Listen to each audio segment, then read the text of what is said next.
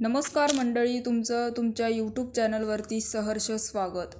मित्रांनो, विधानसभा निवडणुकीची 2024ची धमाल, जनतेच्या मनातील भावना, कोण जिंकणार कोण हरवणार, यंदाची निवडणूक ही फक्त मतांसाठी असणार का की मतदार आता जागृत झालेत, हे सगळे या चॅनलवरती बघण्यासाठी या चॅनलला नक्कीच सबस्क्राईब करा।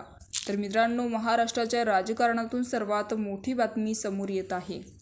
विधानसभा निवडणूक जशी जशी जवळ येत आहे तशी आरोपांच्या फेऱ्या झडायला सुरुवात झाली आहे। शिवसेनेने उद्धव ठाकरेंच्या शिवसेनेवर गंभीर आरोप केला आहे। उद्धव ठाकरेंच्या अत्यंत जवळच्या व्यक्तीवर शिवसेनेने त्यांच्या नेत्यांनी आरोप केला। भाजपाच्या नेत्यांनीही शिवसेना नेत्यांच्या सुरात सूर मिळवल्याचं समोर येत आहे। शिवसेना आमदार संजय शिरसाट, माजी खासदार संजय निरुपम यांच्यासह भाजप नेते आशिष शेलार यांनीही उद्धव ठाकरे यांच्या निकटवर्ती यावर आरोप केला।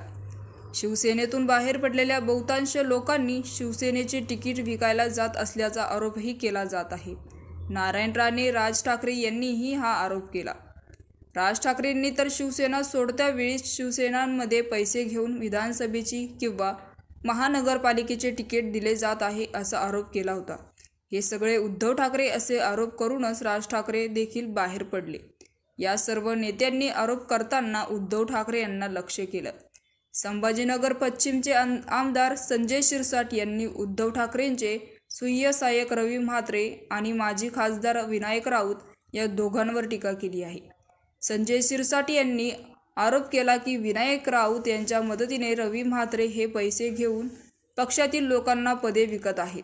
पैसे घ्या आणि पद घ्या ही कार्यपद्धत सध्या उद्धव ठाकरेंच्या शिवसेनेत असल्याचा आरोपही संजय शिरसाट यांनी म्हणाले। तर मित्रांनो, याविषयी आपलं काय मत आहे? सत्ता मिळवण्यासाठी चाललेले भीषण राजकारण तसेच कोणता मास्टर स्ट्रोक महाराष्ट्राचे भवितव्य ठरवणार, याबद्दल आपली प्रतिक्रिया कमेंट बॉक्सच्या माध्यमामध्ये व्यक्त करा आणि चॅनलला आणखीनही सबस्क्राईब केलं नसेल तर चॅनलला सबस्क्राईब करा, बेल आयकॉन प्रेस करा।